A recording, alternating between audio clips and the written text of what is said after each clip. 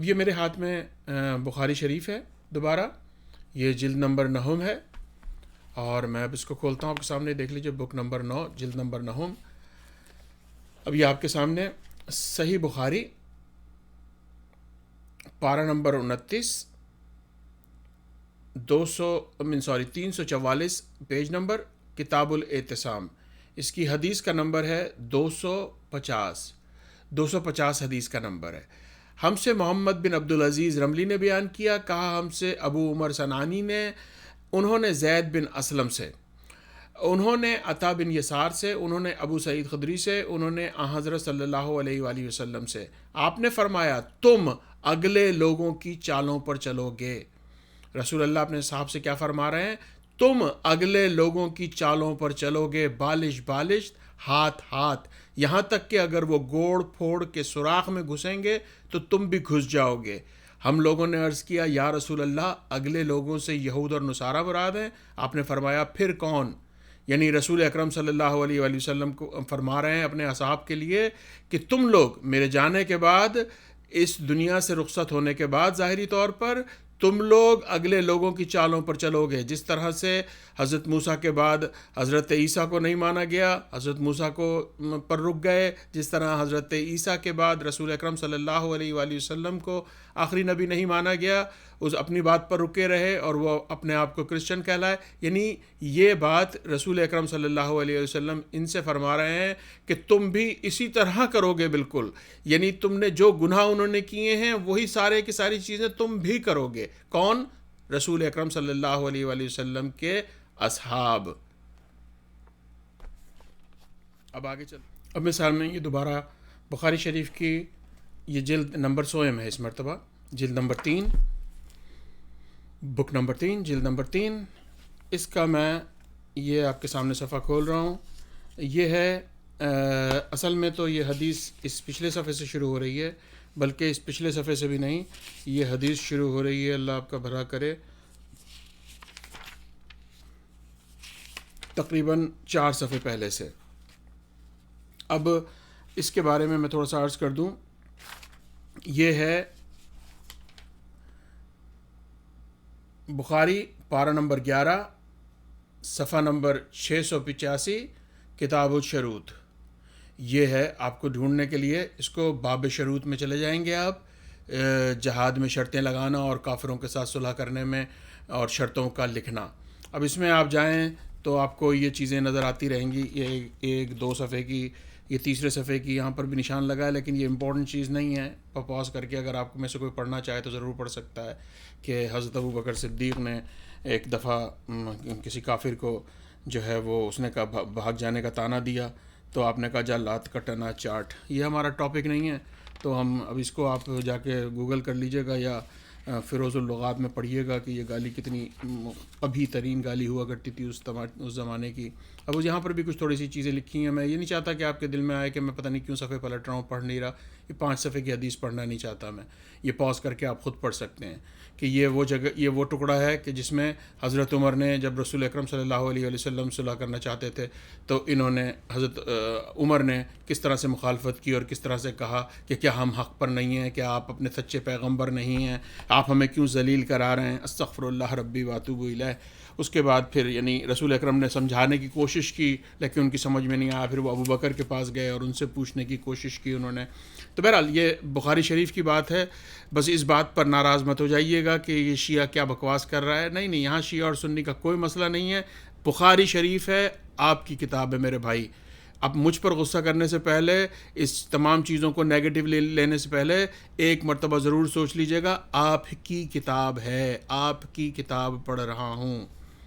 اچھا، اب پھر یہ آگئے دیکھیں اسی حدیث کے، میں 4-5ویں صفحے کو چھوڑ کر یہ پارہ نمبر 11، صفحہ نمبر 692، کتاب الشروط۔ اس میں کیا لکھا ہے، یہ جو میں 2-3 لائنیں اوپر سے پڑھتا ہوں جہاں پہ یہ ہائی لائٹ ہوا ہے۔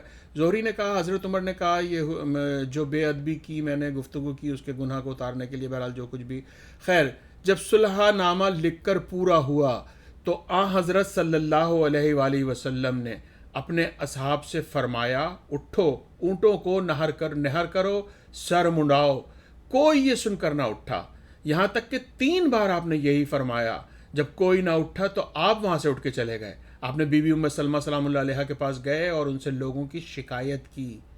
آپ نے سنا رسول اکرم صلی اللہ علیہ وآلہ وسلم نے, یہاں پر تو خیر ظاہر ہے کہ جس مسلک کی کتاب ہے تو اس کو پریشانی کو منیمائز کر کے, صورتحال کو منیمائز کر کے لکھا جا رہا ہے کہ جناب وہ ایسا کہا تو ایسا کہا, لیکن یہاں یہ نہیں, یہاں پر ایک پوری شورش اٹھی ہے رسول اکرم صلی اللہ علیہ وآلہ وسلم کے خلاف کہ کیونکہ تمام اصحاب کو رسول اکرم فرما رہے ہیں اٹھو, اونٹوں کو نہر کرو, سر مڑاؤ, لیکن یہ کوئی نہیں اٹھ رہا.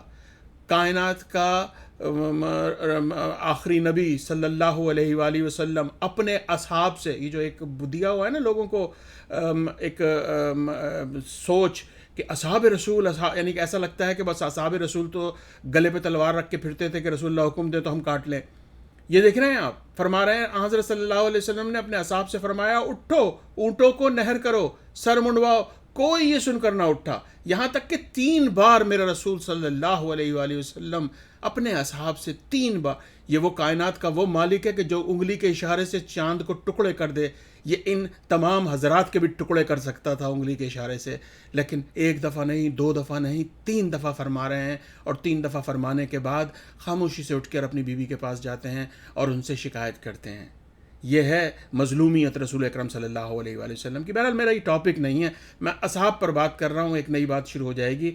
تو انشاءاللہ آگے والی ویڈیوز میں پوری کوشش کروں گا آپ کے سامنے کچھ ناموں کے ساتھ, کچھ ناموں یعنی کہ جو صحابوں کا جو بت کھڑے کیے ہیں ان بتوں کے بارے میں, انہی کتابوں سے, انہی چیزوں سے, ہر چیز رسول اکرم صلی اللہ علیہ وسلم کے اپنے اقوال, اپنی احادیث, ہر چیز انشاءاللہ آنے والی ویڈیوز میں اسی عنوان سے میں پیش کروں گا. تو بہرحال یہ آپ دیکھ رہے ہیں یہ اصحاب رسول ہیں جنہوں نے منع کر دیا.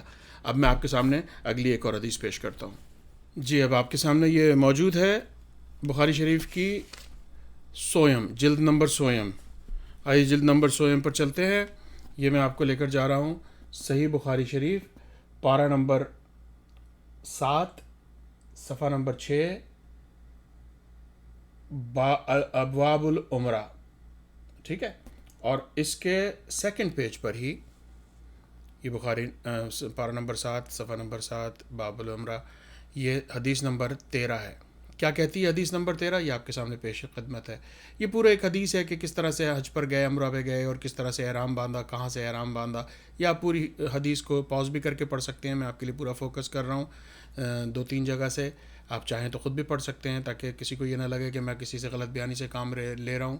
مجھے جتنا پڑھنا ہے میں اتنا پڑھوں گا. رسول اکرم صلی اللہ علیہ وآلہ وسلم نے اپنے اصحاب سے یہاں جہاں پر پہنچنا تھا وہاں پہنچ کر اجازت دے دی کہ حج کو عمرہ کر ڈالیں, حج کو عمرہ کر ڈالیں. یہ دیکھیں, یہ میری انگلی رکھی, یہاں سے میں پڑھ رہا ہوں. حج کو عمرہ کر ڈالیں, بیت اللہ اور صفا مروہ کا طواف کر کے بال کترائیں اور احرام کھول ڈالیں.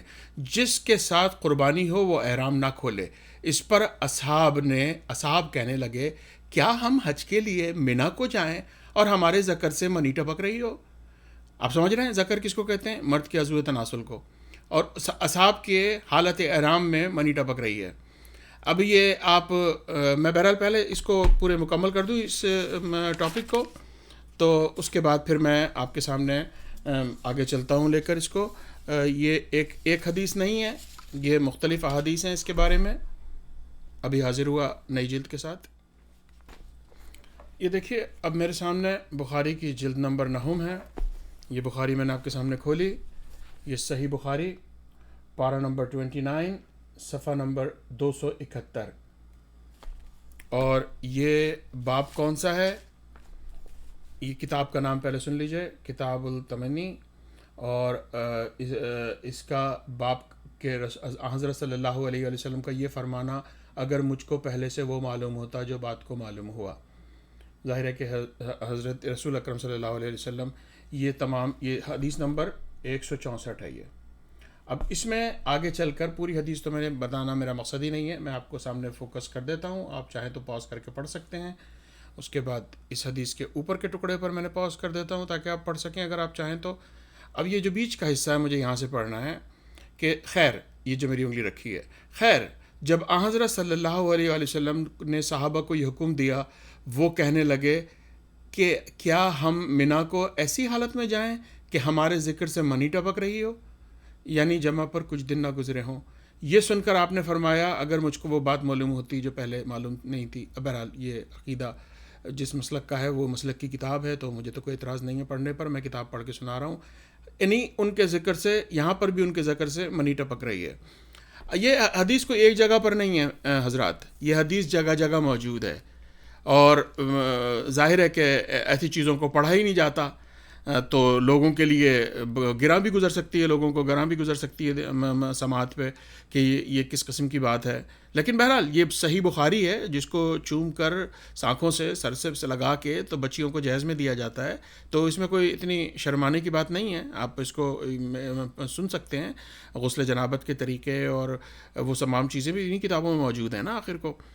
تو بہرحال مقصد کہنے کا یہ ہے کہ آپ سمجھ سکتے ہیں، چاہے انسان جاگنے کی حالت ہو چاہے خواب کی حالت ہو، انسان کے دماغ کو، اس کے حواس کو کسی ایک منزل پر پہنچنا ضروری ہوتا ہے کہ وہ اس اسٹیج کو پہنچے۔